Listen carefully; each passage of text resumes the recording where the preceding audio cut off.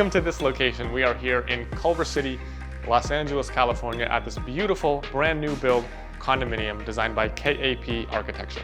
Today we're going to be walking through this house and creating a variety of different shots, both interior and exterior, as well as finding some interesting challenges along the way. I'm going to show you everything from scouting, styling, composing, using tilt-shift lenses, and how to correct some pretty egregious issues on the exterior of the home. So we're going to jump right into it. The first thing I always do when I arrive at a new location is scout. I haven't had the chance to scout this beforehand, and so I'm pretty much being thrown right into the fire, and we're gonna take 5 minutes here and do a quick scout and get a rough plan for the rest of the day. Things I'm looking for are money shots. Of course, I need to make a list of what the most important photographs are: living room, kitchen, exterior, bedrooms, stuff like that. I'm gonna look for cool little moments where there's interesting light. And if we don't get interesting light, who knows, there's some wildfires raging, we might get lucky, the sun might stay out, we might get some clouds coming over. If we don't get interesting light, we're gonna have to make it. So I'm looking for great opportunities where either natural or artificial light can kick these photos up another level. I'm gonna be sure to leave plenty of time to plan for a twilight because there's a huge chunk of sidewalk and driveway missing, and we're gonna have to make sure we can fix that in post-production. So that might be a bit more involved than usual. That being said, let's get a quick tour of this place and see what we can come up with. Right behind me is obviously the kitchen, and it's pretty cool. It's very simple, very beautiful, very clean, and it does have some great light coming into it. Part of me feels like we kind of missed the boat on this. There's beautiful light, but over here in the corner, you can see that this shadow is already starting to come down. And we're gonna lose that interesting slash of light right there. So I'm not gonna rush into this and try to jam something together. The sun is only gonna get higher, and I don't think it's worth jumping in, trying to rush out a shot right now. So that is nice light, but it's only gonna last about 5 minutes, and I don't think I have enough time to make it. So what I do see these beautiful trees out here. It might be worth it later in the day to see if either the sun will shine through there, or if we can put a flash outside and get some nice mottled light coming in. So I'm gonna put the kitchen on the back burner for now. Terrible pun, not intended. Over here we have the living room, and it has this double height ceiling, which is gorgeous, and a wraparound balcony with this cool perforated screen running all around the edge. So if you look up, you can see these really cool light fixtures, and you see all the way up to the sky outside. There is a cool indoor-outdoor situation going on. Maybe we'll try to capture that, or maybe we might shoot this way. I'm not quite sure yet. We'll get the camera in and see what angles look best. As I walk around and scout, I'm actually just using my iPhone to make a quick list in the Notes app of areas I need to make sure I photograph. That is going to be, in this case, the kitchen, the living room. And these are very obvious, but you can tend to forget when you're rushing towards the end of the day and there's a second or third bedroom or some really cool angles that you want to make sure you get. Not only do I use my phone to make a quick list, I'll actually use a little camera in here to come up with some composition and photo ideas that I can then look back in my camera roll. So when I go back to shoot the kitchen, I'll know exactly what I had in mind when I was scouting it. Moving on, we can take a step outside here. This is a pretty cool space. And between each of these condos, you have these little private patios. And I think these are really cool, but the sun is up there right now. It's not a very sexy light. It's high noon, it's beaming down, not entirely flattering, and it's gonna hide behind this wall in a second. So I'm thinking I'll come back and grab this at twilight with a little bit of that more moody ambient light and these lights lit up with a blue sky above. I think that would be a lot cooler, so I'm not gonna be too worried about this now, and I don't wanna photograph it in total shadow. So we'll leave that for later in the day. Moving back inside, I wanna show you one of the cool little reveals that this house offers. When you first walk in, and you're actually gonna drive in and park in the garage, and you're gonna walk up this set of stairs here. One of my favorite things about this house is how compressed and tight it is when you walk up the stairs. Now, as you walk in right here, you go from this tiny little, almost mouse hole of a space into this light, bright, massive, airy living room. And it's a really, really incredible effect if you're able to do it right. And I think they've done it beautifully here. So what I'm gonna do is I'm gonna try to frame that photo with the dark edges of that hallway. And the center of the photo is gonna be this great big, light, airy space. I think we can shoot this at almost any time of day because this interior atrium is gonna have great light almost no matter what. There's enough soft filtered indirect light coming from all these windows almost all day long that it doesn't really matter when we get this. Even if you got it now, there is some sunlight way in the back of the scene in the kitchen, but it would be so small that would really not affect the photo in any significant way. And speaking of the kitchen, if you look over there, that light is already gone. So we were a little bit late, we missed that. We're gonna have to come up with a solution later to make that kitchen look as good as it does. Right off the main living space is this first bedroom. Now this is just staged because this has not been sold yet, And this may not be a bedroom in the end, it may be a personal home office or something like that, but for right now, it's staged and styled as a bedroom. And I think this is a really important shot to get as well, because we do have this door that goes out into the outdoor patio there. And there is a really nice bathroom here too. So I do think that it is important that we capture the connectivity between this bedroom and the patio. Because we've already missed any sunlight coming in here, I'm not too concerned when we photograph it. Maybe at some point when the light is a bit boring outside. One of the cooler features of this house is this amazing staircase. You've got this really cool perforated metal screwing that runs all the way up. And you do have some beautiful light trickling in here. So I'm wondering if we're going to get any sunlight at some point that will help this look really good. As we climb up, we do get to see some of this blue sky. And I hope, that as the sun traverses the sky, it's going to come down over here and give us some beautiful light coming into the stairway. And up top, you can see that there's a skylight here. And there is this amazing sliding skylight here that opens up to another patio on the roof. Here we are on the roof deck. Just like the patio shot, I think this will be best at twilight with an amazing sunset off in the distance. So with the front exterior and these two patio spaces, that is 3 twilight shots. Being that we are filming a tutorial, it's really slowing us down in terms of the number of shots we can get. So I'm really going to focus on the one exterior money shot, and I'm going to come back and get these on another day. So as I come down the stairs, I can see this light sort of beginning to creep across the stairs. Now, looking out here, I know the Pacific Ocean is over there. I know the sun sets to the west. That sun is going to come down, and I'm 95% confident that we're going to have some amazing light sweeping through this staircase. We'll probably get a really cool pattern from this perforated steel screen all along that wall, which I think will make this way more interesting than it is right now. Right now, it's just kind of bland and colorless and gray, and there's this like very almost monotonous quality to it. But when the sun comes down and lights this up, I think we'll get a really moody, interesting photo. Honestly, stair shots can be pretty boring unless there's really interesting lighting. And in this case, I do think we're going to get something spectacular. It's going to be hard to nail exactly what and when it's going to happen, so I'll be sure to keep an eye on it throughout the day. Because this is a smaller house and we can see the stairs from almost everywhere, it shouldn't be too tough to keep an eye on it and see how that light is developing. We're here on the second floor, and there's a couple smaller bedrooms up here. Now, I've got to take these photos for the client, but because we're filming today, I'm going to have to come back and get them at another time. They're very similar to the other one downstairs, and I think that one is a bit more interesting, so that's what we're going to focus on. So we finished scouting and completed our list, and the first shot is going to be down here in this big living room / atrium. Because it's not really light dependent, and we're going to have the same light in here all day, we might as well start and get it over with first. So here I am back in the hallway with the 17mm tilt shift. And as you can see, this is a bit too wide, and the subject, which is really the room in front of us, is too small in the frame. So I'm going to switch lenses and see if I can tighten up this composition and make it a bit more compelling. So not only is the 17 too wide, I also think that vertical is the way to go. Horizontal, it's just too much dead space on either side, and I'm really looking into sort of a vertical scene to begin with. So I'm going to switch the camera and go 90 degrees, and I'll try to compose a new shot here. All right, this looks much better through the camera. I'll take a shot and show you guys what I mean. So this is significantly improved, but there's still a few issues. What I love about this, it's almost like this hallway naturally frames the entire image. You have this bright spot in the middle and this dark edge around, which pulls your eye right through and creates a lot of motion. In addition, you've got this amazing leading line coming down the railing of the stairs with that perforated steel, but unfortunately that leads you right into that plant. So we're probably going to have to take that out. But before I start touching anything on the scene, I want to get the camera exactly where I want it. I do like how there is some of that light poking in the top left. So I'm going to see if I can get the camera in a better spot and just show a little bit more of the height of that ceiling before I finalize this composition. I also think there's way too much floor down the bottom. So if I lower the camera, that's actually going to kind of remove some of the floor. It's going to change the apparent size of it in this composition. So I think I'm going to go down to the right. That's going to not only reduce the size of the floor, but it's going to show me more of that opened up atrium, the 25-foot ceilings in the middle of the home.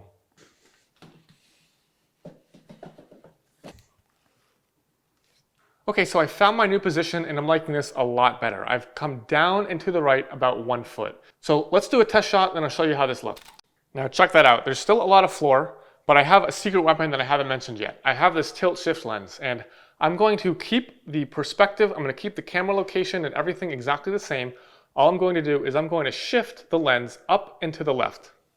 Okay, so I have now shifted up and to the left, and what you can see here is I've opened up the height of that ceiling a little bit more. You can see a bit more of that light.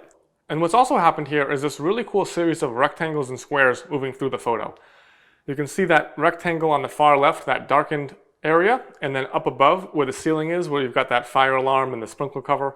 And then the opening into that ceiling with the light in it is one giant square. And then you can follow that. You've got this really cool pattern where you have the rectangles in the window in the back and the rectangles in the cabinetry and everything. So there's a lot of cool shapes going on here that happen when we begin to shift a little bit left. I've still got the stairs, just a hint of it to show the viewer that there are stairs over there. I don't need to show 8 steps to let people know that those are stairs. It's pretty well inferred from just showing a couple.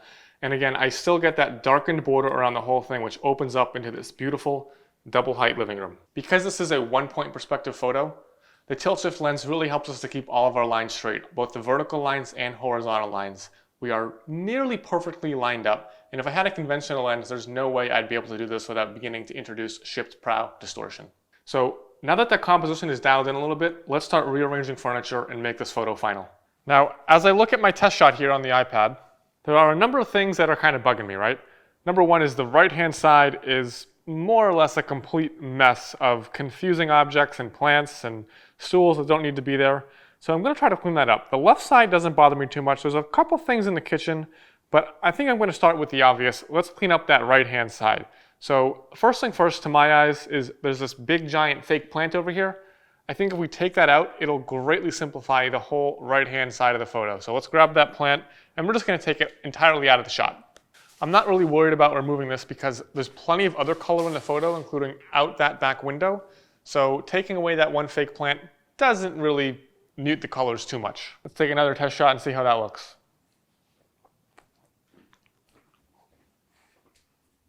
So that looks a lot better. There's still a lot of confusion and conflict over there though, so I'm going to continue removing objects from the right half of the scene to simplify it significantly.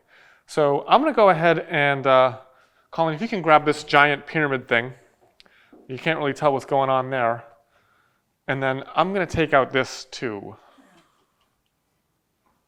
There's a few books and stuff that rather than leave here, I'm going to put these books on the center table. And I'm gonna try to switch and put that up here and put all the books stacked over here.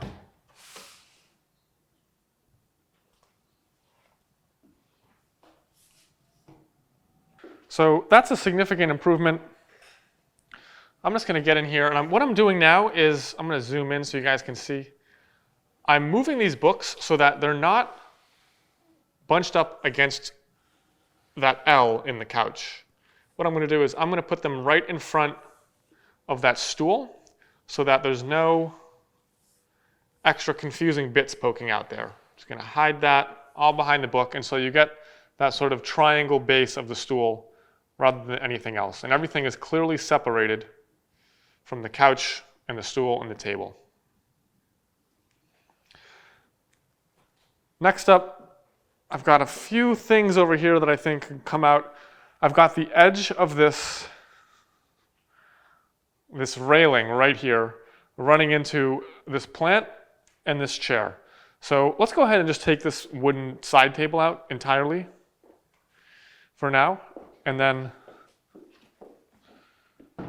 I'm going to move this chair in just a little bit to be somewhere right there. And we're going to take this blanket off and see if we can put that elsewhere.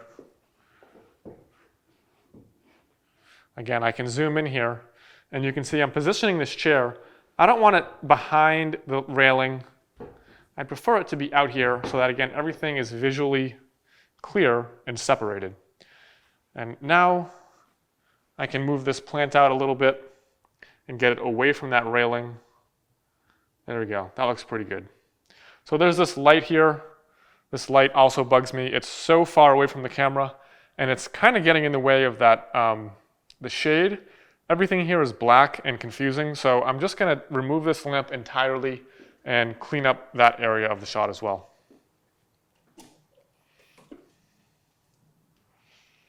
So let's take a quick test shot and see how far we've come.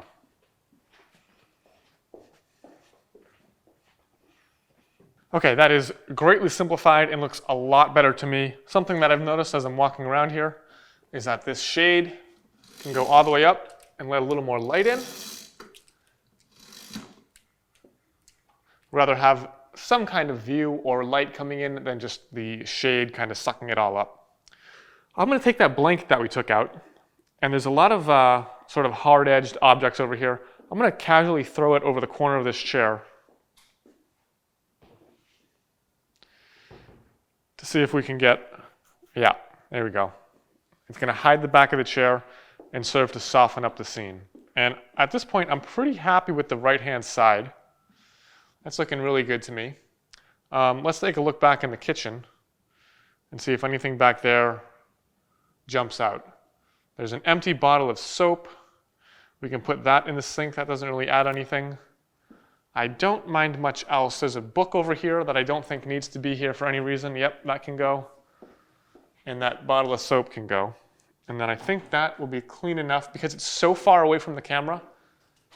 I'm not super hell-bent about absolute perfection back there. What's really important is what's in the foreground.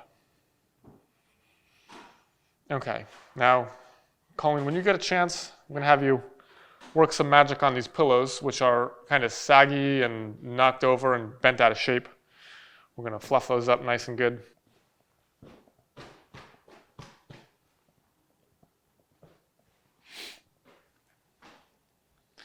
And I think the last thing I want to do is this blanket feels a little too perfect where it is. And I like the casual throw on the edge of this corner. So if we could make that look a little more lived in, I would be very happy. Yes, that is beautiful. All right, so that shows us the couch. It kind of cleans up that whole area and makes everything feel a bit more easygoing, a bit more LA, right? We're in Los Angeles, we're not in New York. We don't dress fancy. We like things nice and casual. I love the way this is heading. So I'm going to take one last test shot and see how everything looks and make sure everything is in its proper place. Okay, to me, this is a massive improvement. The space reads a lot better. You can understand everything that's going on. It's a lot less busy. The eye moves around the scene. It doesn't get hung up on that crazy plant that was in the way. You can clearly see that perforated steel handrail on the right, and you have no trouble sort of navigating the scene with your eye. You've got plenty of interesting shapes, a nice repetitive rhythm from the top left to the bottom right, and you're just being pulled into that scene. Nothing is blocking the view. You can walk all the way through the shot. I think this looks really great, and I'm ready to shoot it. So it's time to finalize this photo, and you may be asking, why am I not going to add any light? Well, we have a massive 20 or 30 foot tall light source on the left. We have windows surrounding every part of this room, and I don't want to nuke this with daylight flash, right? What I want to do is I want to keep that area behind the camera. I want to keep that dark, and again, continue the illusion of that shadow into highlight, that effect that the architect designed as we walk into this space that looks so amazing. So I'm not going to add light and flatten that all out. I'm just going to let it be as it is. I have my base exposure here, which is 1/30th of a second, f11 ISO 200, and I'm going to bracket 5 shots. I'm going to go 2 stops faster and 2 stops slower with the shutter for a total of 5 shots, 5 stops apart. So that shot is done as far as the location component goes. There's a few things that bug me that we're going to have to fix in post. Right off the bat, it's a little bit crooked. We're in a really tight space down there, difficult to compose, so we'll have to make our vertical lines perfectly straight. There's some fire alarms and sprinkler covers that we're going to have to remove. There's a few scuff marks in there that I'm going to have to clean up. But other than that, let's jump into post-production and put this together.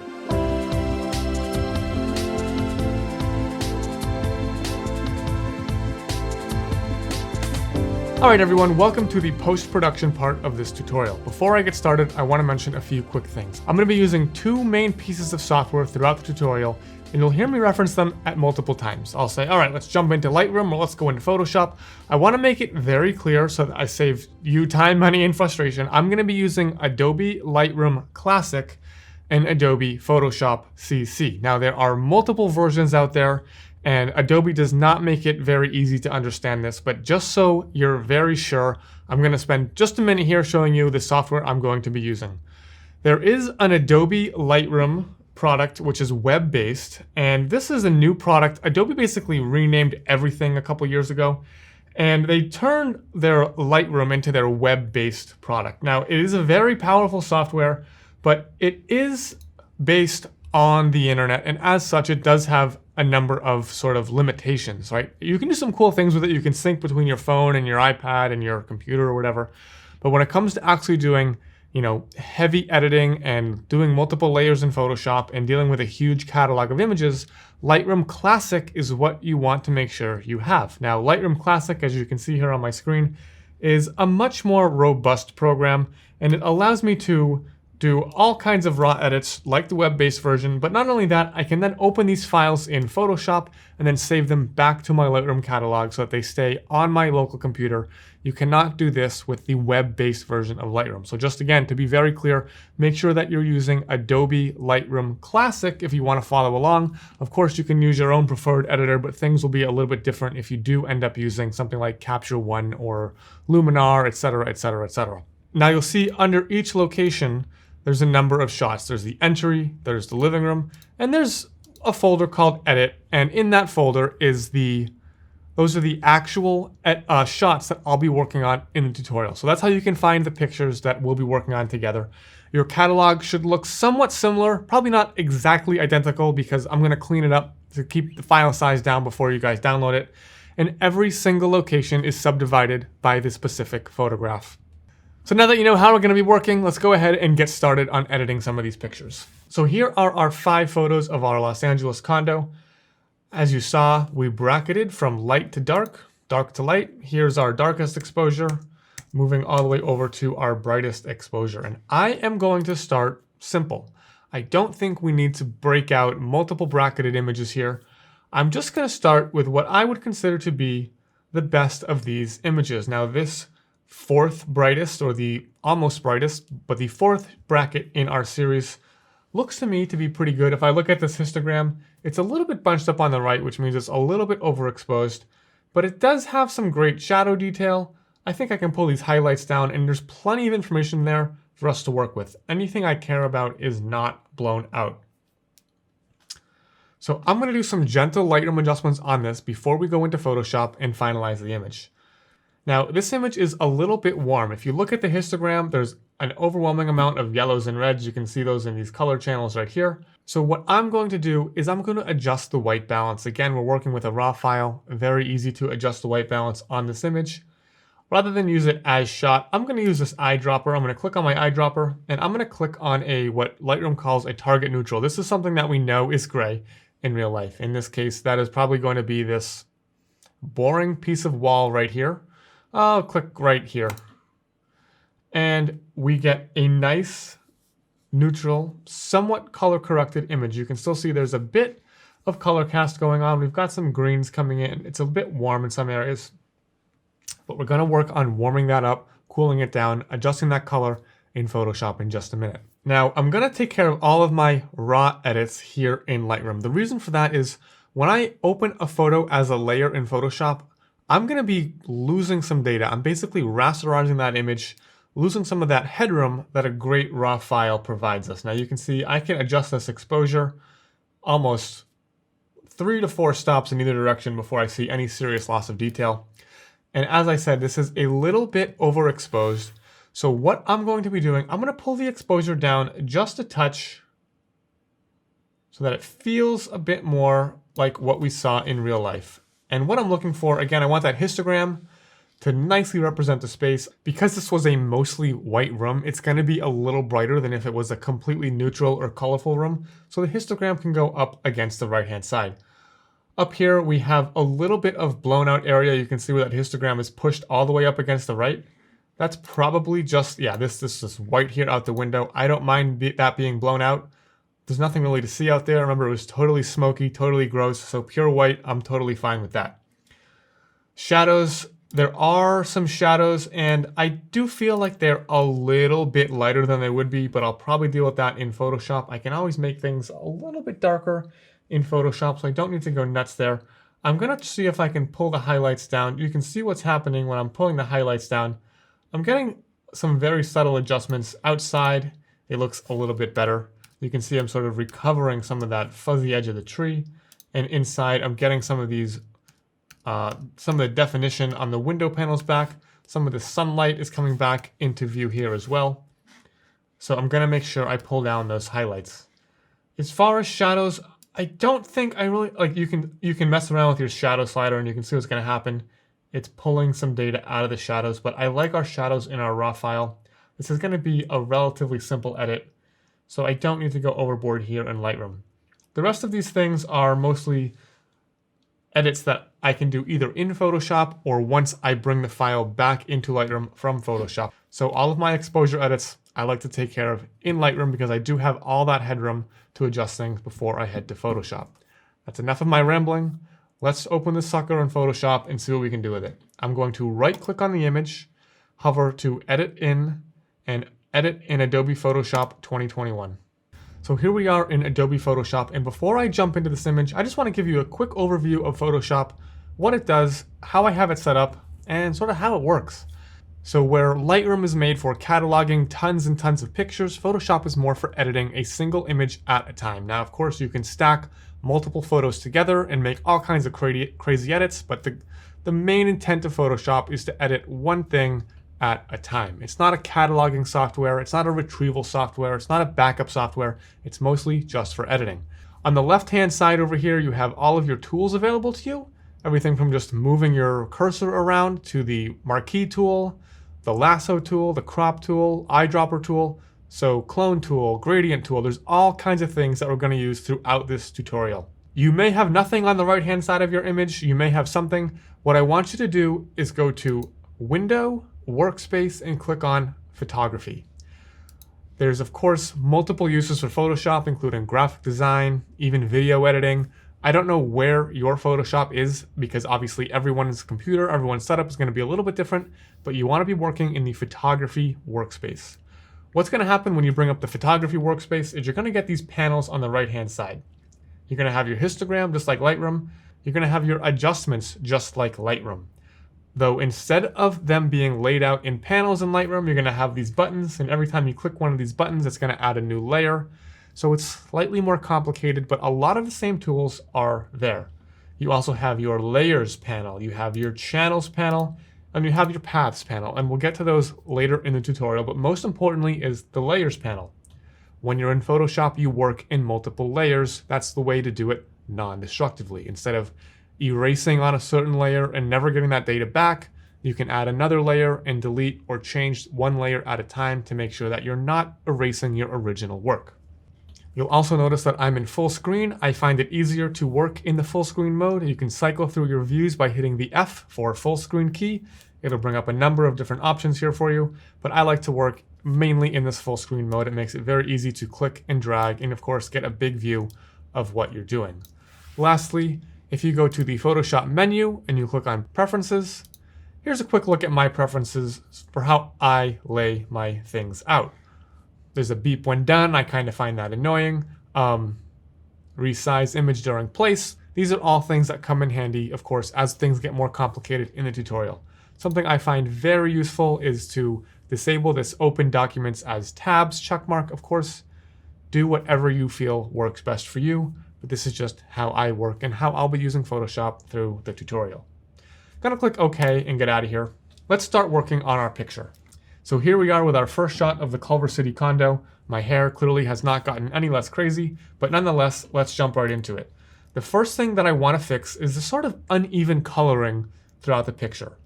So as you can probably see, there's a little bit of blue up here that's coming in from the window on the right. There's some green back here. And when you zoom in, you can really see it. It's not really white like the space is in real life. That being said, I also don't think that architectural photography needs to be completely sterile. I don't want to suck all of the life out of my photos. I just want to do some gentle color corrections. So the first thing I'm going to do with this image is I'm going to click on this New Fill or Adjustment Layer button down in the bottom right. I'm going to click the Solid Color button, and I don't know what color your Photoshop is going to pull up. Mine has gone to this crazy red color. I want you to click and drag that color picker all the way to the top left so you get a pure white. Go ahead and click OK. Once you have that color fill layer in there, you can double click on that. I'm going to rename that color correction whites. And what we're going to be doing is using this pure white solid color layer to correct our color. We're going to be using that to sort of desaturate some of the odd hues in this picture. So the first thing I want you to do is click on this where it says normal right here, where it says set the blending mode for the layer. Click on that little drop down menu, and Photoshop is going to pop up this blending layer selector dialog box. What a blending mode is the way that this layer interacts with the layer below it. And as you can see, it looks like there's 24 options here. In each of these blending modes is sort of a mathematical equation that the geniuses at Adobe have come up with that tell the current layer how to interact with the layer below it. So there's a darken layer, there's a multiply layer, there's all these different layers. And as you can see, as I mouse over them, things change a bit. Because we're working with pure white, not all of them are going to work as they should, but I want you, nevertheless, to click on this color option down here. And what we're going to have is a complete black and white overlay on our image. What's happening is Photoshop is taking that pure white layer and applying that, basically desaturating the layer below. Now, of course, we can't really deliver this. It's kind of cool, but it's not what we're going for. What Photoshop has done is added what is called a mask on that layer. And this is how we start to work non-destructively in Photoshop. A mask is essentially a way for you to erase, reveal, hide, delete a certain layer and reveal what is underneath it. So I have my mask. What I'm going to do, the easiest way to work with a mask and begin to understand it is to take your brush. Go ahead and push B for your brush, and hopefully you'll get a little circle thing like this that pops up. When I have this mask selected in this color correction whites layer, by using my brush and setting my foreground colors to black and white, if yours aren't black and white, go ahead and hit D for default, and your colors should turn to black and white. You can click and drag your mouse around to sort of paint out that mask, paint away that mask. And you can see as I paint here, the colors are revealed below the mask. And if I want to bring that mask back in, I can hit X or this little arrow button down here and switch my colors from black and white to white to black, back and forth, and paint that mask back over the image. So you can probably see where I'm going with this. Where I don't want that weird color cast, I'm going to basically leave the mask over the image, and where I do want some color, I'm going to hide that mask using my black brush. Now, there's an easier way to do this. And what I'm going to do is I'm going to delete this layer mask, and I'm going to Alt click on this little square with a circle button down here that says Add Layer Mask. And I'm going to have a mask that is automatically filled with black, which means it is automatically hidden right from the get-go. I can now take my brush, my white brush, I'm going to make it big and soft, and I'm adjusting my brush size one of two ways. I can either click up here and change the size this way, or I can use the brackets left and right on my keyboard, and I can adjust the hardness the same way. With a small hard brush, here's what it's going to look like. You can see a very firm line. It would be very difficult to sort of cover your tracks when you're trying to edit, but with a large soft brush, I can shift click the brackets either way to make the brush softer. I get a nice, soft, blendable brush that will sort of hide our tracks, cover up our edits, and make everything much more believable. So I'm going to take a big soft brush, and I'm just going to start painting in the areas I want to desaturate just a little bit. So like I said, the ceiling is a little bit weird color-wise, so I'm just going to paint in that. It's mostly the white walls that are giving me trouble. I don't mind the warmth on the couch or in the wood here. Mostly just the walls. So I'm going to paint those in. Now you can see as soon as I start to paint over the wood how goofy that looks. It looks like a bad selective color image from the 90s. So I'm going to leave that area alone. That's not really bugging me too much. But what was bugging me was the weirdness in the ceiling. And I don't need it to, go over the edge of the windows here. Just a nice soft brush. All right, so you can see if you hit the backslash key, you can see where you have painted away your mask to reveal what's underneath it. And I think this looks kind of funky, right? Nothing is this black and white in real life. Nothing is ever grayscale. Try as we might to paint the walls white, it's not worth the fight. I don't know. It's never going to work. So what I'm going to do is reduce the opacity on this layer. I'm going to bring it down to like 49%. And what's happening is I'm just reducing the intensity of that layer. Whereas it was 100% opaque, now it is 50% opaque. We can see through it. And what we have is a color correction which has significantly reduced the color bleed in the image, but has left some naturalness to come through. And you can see there's still a little bit of color cast in here. It's very subtle. It is as if you're there in real life. There is some light sort of bouncing in from the outside, picking up those greens and the blues from the sky. It's not completely sterile. It has some life. So I think we've done some great work to color correct this image so far. What's next? Well, it looks a little bit flat. It needs some contrast. So because this is a raw file and we haven't added any contrast yet, we do need to add a little pepper, so to say, to this image, a little bit of snap. So what I'm going to do is click again this new fill or adjustment layer button, and I'm going to click on curves. And I think this is a very simple image, so Photoshop should be able to handle this just fine. I'm going to click auto here.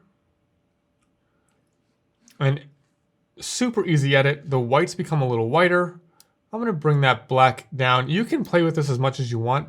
There's presets built in. You can go strong contrast. You can go negative. We don't ever need that, but it's there. We can do medium contrast.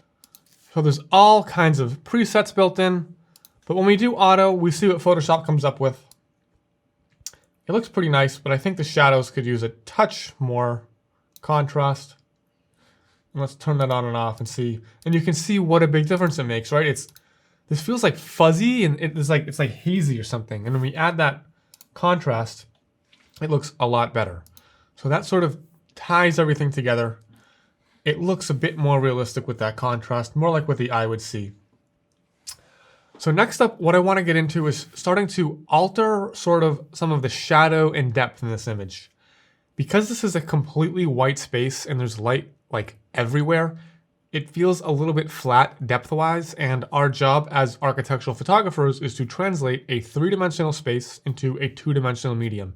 How do we do that? Well, shadow. We need shadow to signify to the viewer that this three-dimensional thing has depth. Because if you take an image and remove all the shadow, it looks very flat. It's like when the sun is directly behind you when you're driving and it's hard to tell, you know, your depth perception gets all screwed up. Or when you're looking at an image that's shot with a party flash and you get that flat light. So we're going to add a little shadow and a little depth. And something that I frequently do in my architectural photography is I will literally add my own shadows or kind of embellish what is there to make the images feel a little more dynamic. In this case, I see this wall on the left. It almost looks like it's blending into the ceiling here. And the ceiling looks like it's almost blending into this other part of the ceiling here. So these are actually three different levels of light hitting these, but the camera didn't really do a great job picking that up. So I'm going to separate them a little bit. And what I'm going to do is I'm going to zoom in a little bit here. And I'm going to use the lasso tool, in this case the polygonal or polygonal, depending on how you pronounce that one. That has been the source of much debate. And I am going to make this very simple. I'm going to click around the edge of this ceiling and up and over. And I'm going to, again, click on this Add New Fill or Adjustment Layer button and click on the Curves layer. And what happens is that the curves, our new Curves layer pops up with a mask built in. Remember that mask I taught you about earlier? Well, by making that selection, Photoshop says, oh, you want a mask. Here it is. So whatever I do with these curves is automatically constrained to our lassoed mask area. So you can immediately see what's happening here, right? When I make that darker, we add a bit of depth. When I make it lighter, if I try to like match the tonality, or sorry, if I match the luminosity of this to the ceiling behind it, it almost looks two-dimensional, right? And when I add some darkness and bring it into shadow, it pops off a little bit more.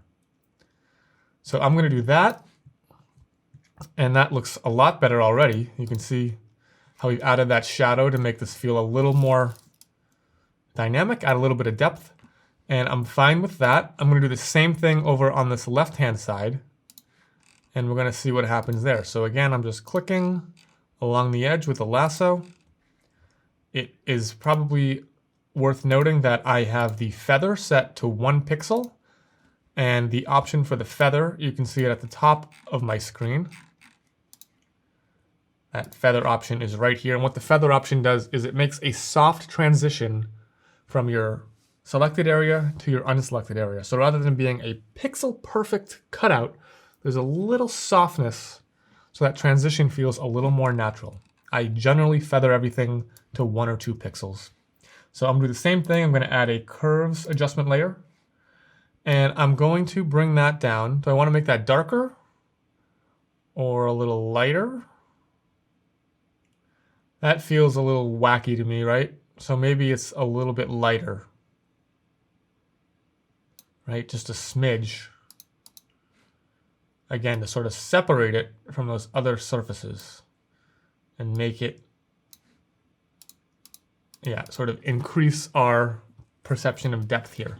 So that looks good. Very subtle adjustment there. I think this made a huge difference up here. Okay, so that looks really good. And I love when we zoom in here, this crop that we get, right? I know we're gonna wanna crop this image because that feels really strong to me. And there's a lot of excess sort of crud that we don't need in the top, and there's so much extra floor down here, but we'll get to that in a second. Next up is I want to start removing some of these distracting objects. In architectural photography, it's very, very common for your clients to request that you take out so-called warts, whether those are lights or speakers or fire alarms or vents or things that were designed but didn't get built the right way, or things that weren't designed and got added in by the owner by regulations at the last second. So in this case, I know this client and they're probably gonna want some of these speakers, some of these vents taken out. I'm gonna hit Command-Alt-Shift-E, and that is going to flatten the entire thing to a new layer. So it's taking all of our edits so far, smushing them together, and making a new layer with all of them contained in one place.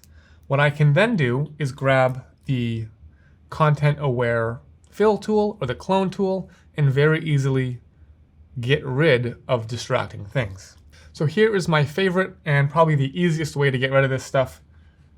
If you zoom in, let's say you want to get rid of this sprinkler cover right here, go ahead and select the elliptical or rectangular marquee tool, set the feather to like, I don't know, 4 pixels, and draw a square or circle around the objects you want to get rid of. Hit Shift F5.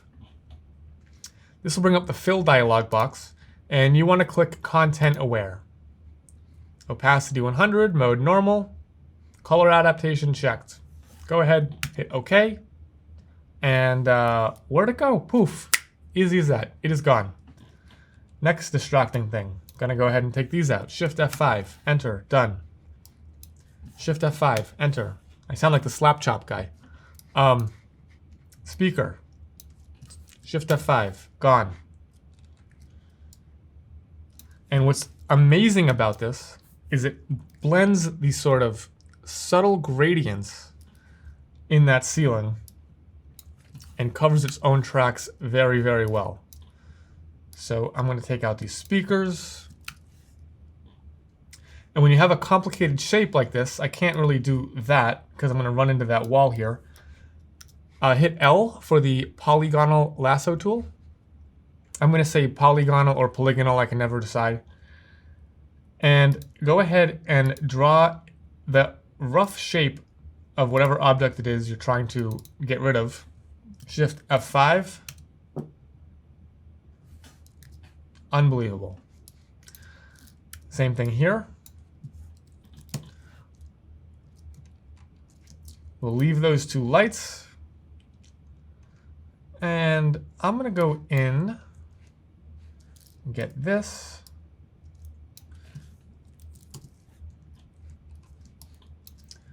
And let's see how it does up here. This is a tricky shape, so I'll be shocked if it gets this right, but Photoshop has surprised me in the past, so you never know.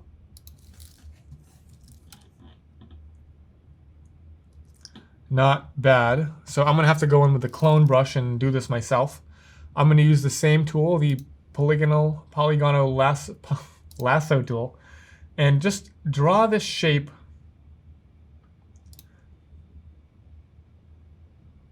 around that area so that when I clone, I'm constricting my clone to this area.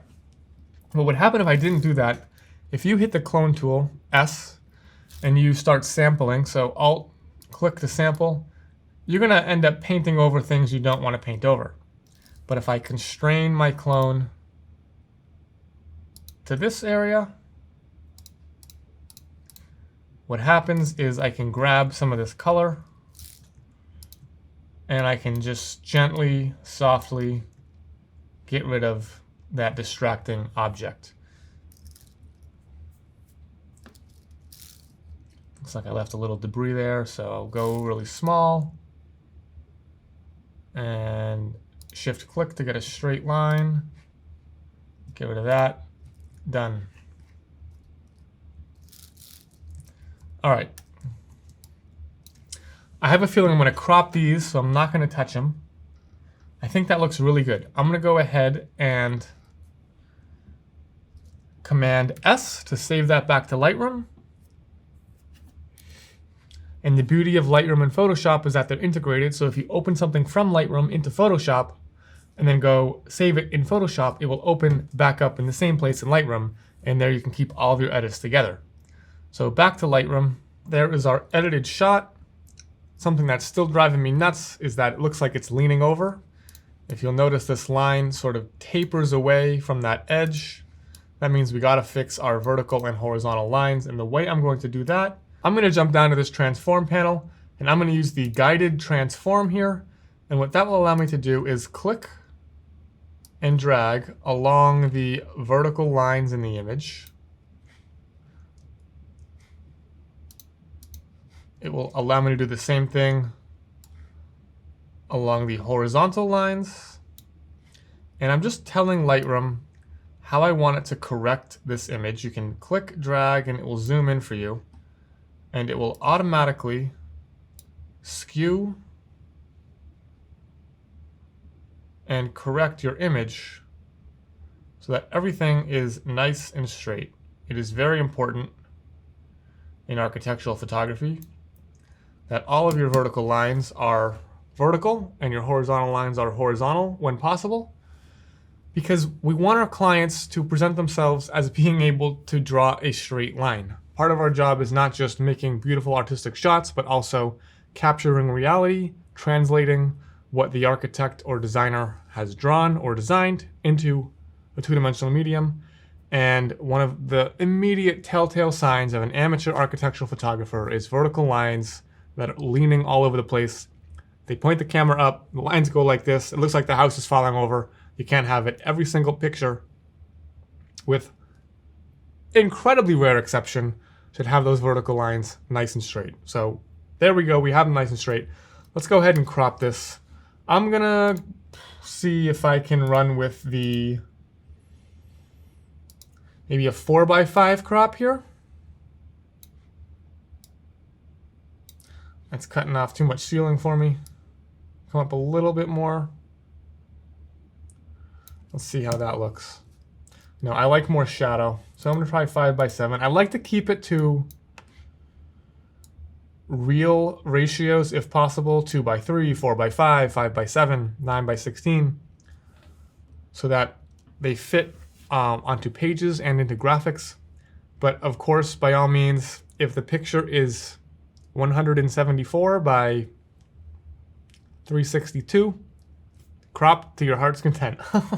So I am in a 5:7 aspect ratio in Lightroom, cropping non-destructively, which is why I'm doing it here. And there is our finished image. And you can see where we came from and where we ended up. I would say that is a big improvement, and I'm really happy with our results. Let's go back on location and start our next image.